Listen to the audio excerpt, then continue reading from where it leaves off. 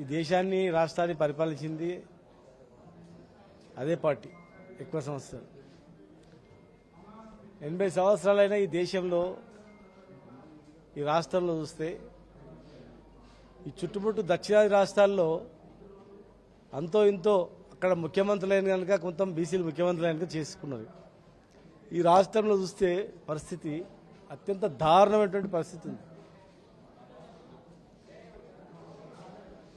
రాజకీయంగా చూస్తే పూరి మరీ హీనాతిహీనంగా పరిస్థితి. 70-80 సంవత్సరాల్లో స్వాతంత్రం వచ్చిన సంవత్సరాలు అయినా కూడా ఒక స్పష్టమైనటువంటి బీసీ మంత్రిత్వ శాఖ లేదు దేశంలో. 80 కోట్ల జనాభా ఉన్నటువంటి వీళ్లకు సరైన బడ్జెట్ లేదు. ఇంకా తినడానికి తిండి లేక ఈ దేశంలో అనేక మంది ఒక పూట భోజనం చేస్తున్నటువంటి పరిస్థితి కూడా లెక్కలు చెప్తా ఉన్నాయి. మరి ఈరోజు రాష్ట్రం వస్తే మరీ దారుణం. 42% ఇస్తామన్నారు, ఎన్నో చెప్పారు కాంగ్రెస్ పార్టీ. ఇది ఒకటి కాదు, ఎన్నో హామీలు ఇచ్చింది. ఇలా రైతులకు ఇచ్చింది, విద్యార్థులకు ఇచ్చింది, మహిళలకు ఇచ్చింది, అందరికి ఇచ్చింది. అన్ని మోసమే. ఇలా అన్నిటికన్నా పెద్ద ఘరణ మోసం ఏంటంటే 42% రిజర్వేషన్ అనేది.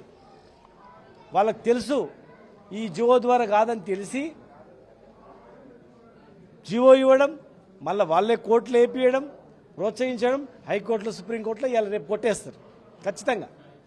రాజ్యాంగ సవరణ చేయండి, 9 షెడ్యూల్లో చేర్చేది ఎట్లయితుంది? అది తెలిసి కూడా ఇంత తెలిసి పక్క రాష్ట్రంలో మహారాష్ట్రలో జివో వేస్తే కొట్టేసినని తెలిసినా ఇక్కడ జివో ఇచ్చి ఇంప్లిమెంట్ చేస్తామని మళ్ళీ అడావుడి 3 పేర్లు ఇవ్వండి, 4 పేర్లు ఇవ్వండి, మండలానికి ఒక పేరు ఇవ్వండి, రేపే ప్రకటిస్తాం, అయిపోయింది షెడ్యూల్ ఇచ్చేసి అడావుడి చేసారు. అంటే నిజంగా ఎంత కమిట్మెంట్ చూసినావా, అయిపోతుంది అన్నట్లు. మరి ఇవాళ రేపు చూడండి హైకోర్టు సుప్రీంకోర్టులో ఏమొస్తుంది చూడండి. మేము అడుగుతున్నాం 42% రిజర్వేషన్తోనే ఎలక్షన్లో పోవాలి. ఎలక్షన్లో 42% పోకుండా మోసం చేసినట్టే మాత్రం ఖచ్చితంగా ప్రజలు బుద్ధి చెప్తారు. మరొక ఉద్యమం ఇక్కడ నుంచి స్టార్ట్ అవుతుంది, దేశవ్యాప్తంగా అవుతుంది తెలంగాణ. వాయిదా కాదు, నీ వాయిదా అంటే 42%తో ఇస్తామని మీరు మాట ఇచ్చిండ్రు, 42% రిజర్వేషన్తో ఇవ్వాలా.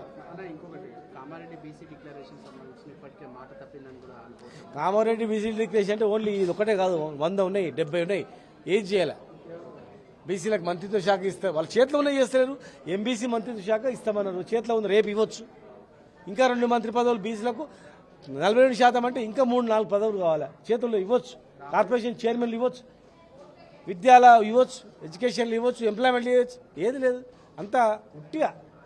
ఇలా రైతులు కష్టాల్లో ఉన్నారు, కుల వృత్తులు కష్టాల్లో ఉన్నాయి. ఇది అంత మోసపూరితమైందే ఇదంతా.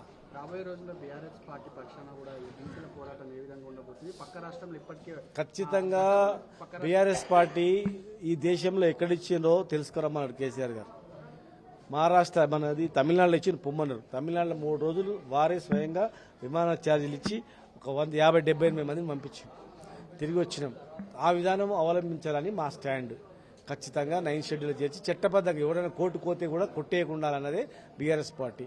అట్లా చేర్చకపోతే ఖచ్చితంగా పెద్ద ఎత్తున బీఆర్ఎస్ పార్టీ ఆధ్వర్యంలో ఖచ్చితంగా చేస్తాం.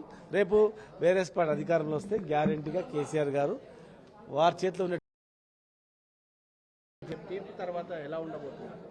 తీర్పు తర్వాత పెద్ద ఉద్యమం, మహా ఉద్యమమే స్టార్ట్ అవుతుంది తెలంగాణలో. గ్యారంటీగా ప్రతి మనిషికి వచ్చింది. ఓసీలో కూడా చాలా మంది ఓసీలో ఉన్నటువంటి వాళ్ళు కూడా చేయాల్సిందే. స్థానిక సంస్థలు కూడా ఇవ్వకపోతే ఎట్లా? ఎమ్మెల్యేలు మనమే, మొత్తం అధికారం మనమే, కాంట్రాక్టర్లు మనమే, డబ్బుల్లో 10 జాబితాలో 10కి 10 మనమే. కానీ చిన్న పోస్టులు ఇవ్వకపోతే వాళ్ళు ఎట్లా కుంటారా? తిరగబడతారు, మళ్ళీ మనకు మూలాలు మొత్తం కలుతాయి. ఖచ్చితంగా ఇవ్వాలి, వాళ్ళకు న్యాయమైన కోరిక ఇవ్వాలి. కానీ ఓసీలో ఉన్నటువంటి చాలా మంది కూడా ఇవ్వాలంటున్నారు. చట్టసభలలో కూడా ఇవ్వాలి వాళ్ళకని చెప్పి అన్ని వర్గాల వాళ్ళంటారు. బీసీలే కాదు, ఎస్సీ ఎస్టీలు కూడా ఇప్పుడు చెప్పారు, ఓసీలు కూడా చెప్పారు వాళ్ళకి ఇవ్వాల్సిందే, ఇవ్వాలని.